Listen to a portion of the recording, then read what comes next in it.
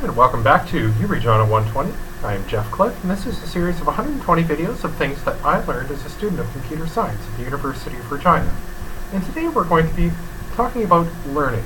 And you notice that the word teach is up there. So it's actually about teaching and learning. And why is it important to mention this? Because teaching is the best way to learn.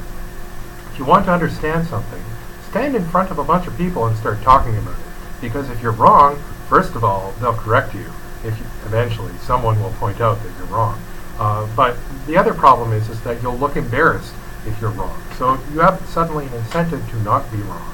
So you should really start actually paying attention to what you say and the details of your arguments, the conciseness and the validity of your arguments, going back to all the previous videos on logical fallacies in this series, to make sure that you don't mislead people, because they will call you on it if you mess up and if you screw up. And going back to the ARG video, you will feel it when you screw up. And it's a good way to feel mistakes, so that when you go up in front of another group of people on the same topic, that you suddenly have evidence of what doesn't work.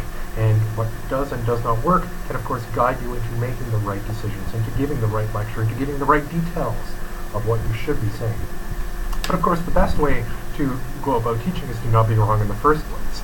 And so you have to be at least one step, one lesson, one page in front of your students in every single word that you say.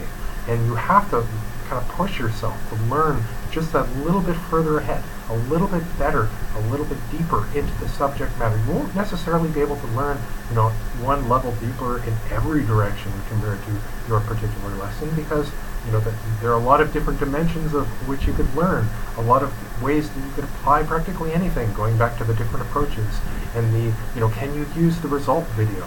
That there's a lot of different ways that you can interpret data, going back to the 1, 2, 3, 4, 5, 6, 7, 8, 9, 10 video, that you can basically take the next step from. But if you can get to the point where at least your material that you're trying to describe is described in detail enough that they'll understand it and be able to take that next step, that is the important part. And so you will have the incentive, the encouragement, the inducement to make yourself to the point where you can learn and remember, to force your subconscious to do the work out of fear, out of whatever it is that you need to do to not look bad in front of people. Get to that point so that be willing to teach, be willing to stand up in front of other people and to show them, be willing to tutor. There's no better way of learning mathematics than to not just have your own questions, your own predisposition, your own prejudices exposed by the harsh realities of what does and does not work when you manipulate numbers, but to have the ones of someone who's younger than you and perhaps less informed on the particular topic that you're choosing. They're going to approach things from a different direction. They're going to have different questions than you'd ask. They would be confused at different places, have a different rhythm of learning, have a different perspective of what should and should not make sense. For going back to the Occam's razor video, have different perspectives on what does and does not sound complicated, and what does and does not kind of make sense in their worldview. These are the sorts of things that tutoring and teaching people will bring out, will make you aware of, and will make you kind of notice the subtle details of. Why am I doing this course, this You Reach On at 120 course? Why would I even think to make 120 videos, going through all this work to review my notes and to dig up what I think are important things that you should know? This is why. This is why I would do it. Because in doing this, I'm relearning and reinterpreting in the context of now everything that I know is part of a degree. Every single little bit of piece of these 120 different topics. Although some, like the last video, we didn't really go that deep into it. But it was at least a stepping stone, a kind of review, a rehashing of things that allowed us to get to this point. I'm pretty sure it was Derek Sivers, who I kind of found this from, that whenever he reads a book, he posts a review of that book on his website. And, Derek Sivers is a really nice guy, and he's gone through all this work, reading all these books, so that all of us can benefit from it. Yes, but also doing that has given him a place so that he can, as part of teaching other people the contents of these books, he has forced himself to focus on the contents of the books that he's read in a way that he wouldn't have done otherwise.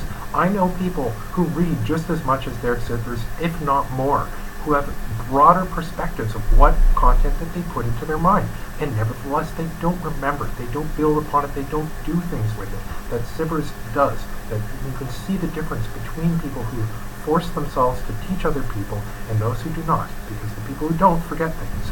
They just don't look at things in terms and details and the way that other people would want to have things presented to them.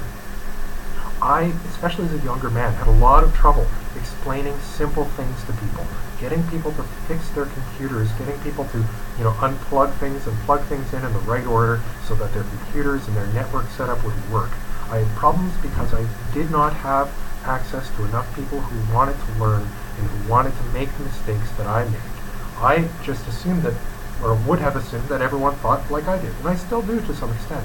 But it's valuable to have people that you can teach, that you can answer questions from, so that you can learn from their mind about yourself and how well you understand what you think you understand. So that you can have a second perspective to see when you screw up, especially in regards to simple things. If you can get the simple things out of the way, you can do quite well. I think in one of the previous videos I mentioned that my biggest mistake throughout university is missing the plus or minus sign. And sometimes I'd add instead of subtract, sometimes I'd subtract instead of add. If I could have done that, that's like an easy 10% more on my final grade at the end of the day.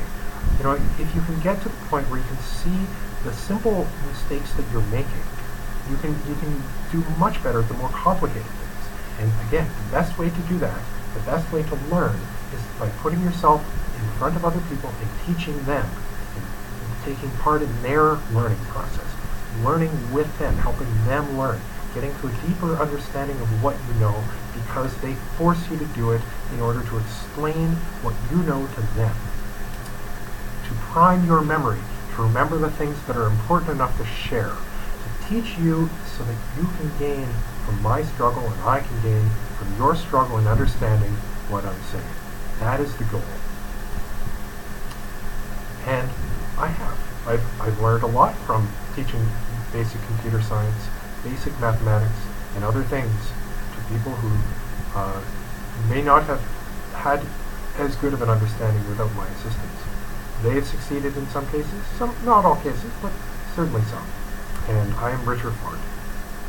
So, if you have any questions about any of the material covered so far, or anything that you suspect I might have something to say on, feel free to ask it anywhere where this video is posted. As usual, there should be a Bitcoin donation address so you can support or even possibly hire me as a kind of tutor of some kind, because I'm certainly interested in doing it, and hopefully you enjoy it.